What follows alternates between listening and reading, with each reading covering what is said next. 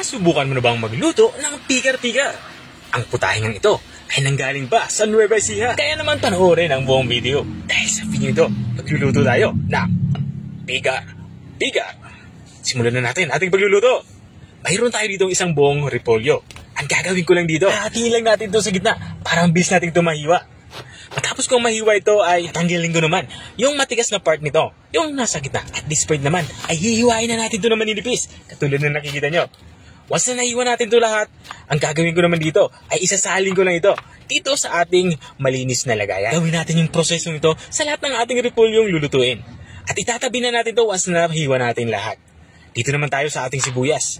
Puting sibuyas yung ginagamit ko dito. Hinati ko lang ito sa gitna. Saka naman hiniwa ko ito ng maninipis. Katulad na nakikita nyo. Once nahiwa natin ito lahat, ang gagawin ko lang dito ay paghihiwalayin natin itong ating mga nahiwang sibuyas. At once na nahiwalay na natin ito lahat, itabi lang na din natin ito. Katulad natin ginawa sa repolyo. Magsisimula na nga tayo magluto sa parting ito. Nagpainit lang ako dito ng kawali. At nang uminit ito, lalagyan ko ito ng mantika. Sa mantika naman, medyo damihan na natin. Dahil magpiprito tayo sa parting ito. Nang uminit na nga yung ating inilagay na mantika, ilalagay na natin itong ating karning baka. Karning baka nga yung aking ginagamit dito. Pero sa authentic na pigar-pigar, karne ng kalabaw yung ginagamit. Wala tayong makuha na ng karning kalabaw. Kaya naman ay pwede na itong ating karning baka. Ang ginawa ko lang dito sa karning baka ay minarinate ko lang ito sa oyster sauce at saka durog na paminta. Ang gagawin ko naman dito ay ipiprito natin itong ating karning baka sa maluto ito. Ang ginagamit ko pala dito ang karning baka, yung pangtapa para maninipis yung pagkakaiwa.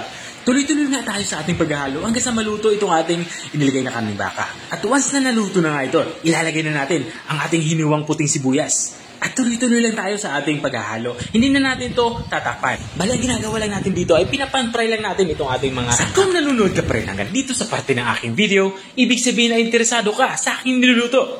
Baka pwede mo naman comment kung taga-saan ka para alam ko kung hanggang saan umabot ang aking video. Balikan nga natin itong ating nilulutong ulam. At this point nga ay inilagay ko na ang ating hiniwang cabbage o repolyo. Ipapailalim ko lang yung paghahalo nito para mabilis itong maluto. Bilis lang naman kasi maluto ito. Mga 1 minutong paghahalo nito ay siguradong lutong-luto na ito. At hindi na natin ito i-overcook. Hindi naman ito maging malata. Makalipas nga ng 1 minuto ay hanguin na nga natin ito para maiwasan yung pagka-overcook nito. Kumuha na nga ako dito ng malinis na lagayan. Ang ginagamit ko pala dito ay strainer para siguradong makatulo yung mga sobra or excess na mantika na nanggagaling dito sa ating nilutong ulam. Ayaw natin kumain ng mamantikang pagkain, di ba? Baka ma-high blood tayo niyan. Ako, uso pa naman yan ngayon.